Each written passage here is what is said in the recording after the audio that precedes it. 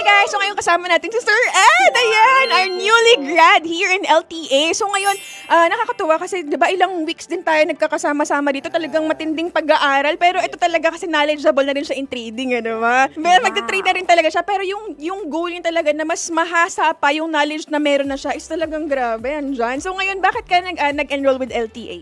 Yeah, actually, inintroduce sa akin ng wife ko to.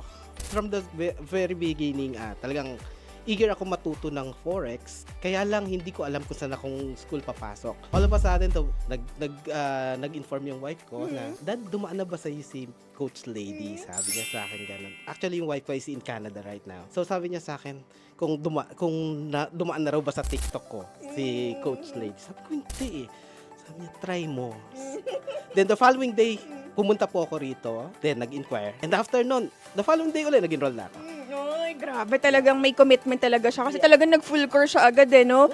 At the same time po talagang diretsuhan. Kasi nag-start ako April 10, if I'm not mistaken. Then, from freshman, 2 days. Then, sinundan po kagad ng sophomore, then junior. Then, continuous po for 2 weeks. So far, natuwa ka naman sa mga natutunan mo? Ay, marami po. Totoong marami ako natutunan sa LTA. Sobrang dami. Talagang kinikilabutan ako. Talagang tuwan-tuwa. Pero sobrang satisfied ka naman sa mga natutunan mo here in LTA. Yeah. Super talaga. Grabe.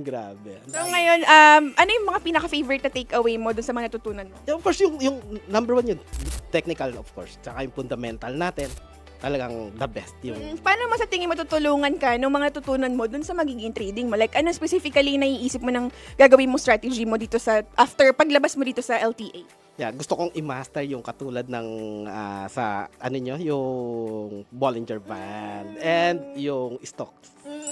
Ayun, Kasi sobrang helpful eh. Kasi tingnan mo lahat, magpapansin mo, di ba, pag nagbabato ng signal, naka-base lang doon. Yes.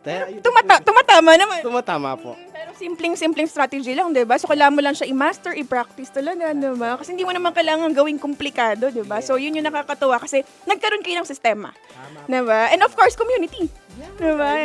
Sa lahat. Open lahat yung ano. Di ba? So, walang gatekeeping dito ng knowledge. So, ngayon, marirekomenda mo ba si LTA? Siyempre. So, talagang dapat i-recommend si LTA. Bakit kailangan ng mga Pilipino matutunan ng trading? Kasi talagang yung time freedom, number one. Financial freedom. Ayun yung talaga. Long-term investment mo talaga to eh. Kumbaga ito na yung retirement mo. Ayun na. Tama. Kasi talagang, dapat guys, ma-appreciate nyo ang trading kasi definitely this could change your life. Kasi talagang in just a minute or second or an hour, pwede ka kumita ng dolyar, diba?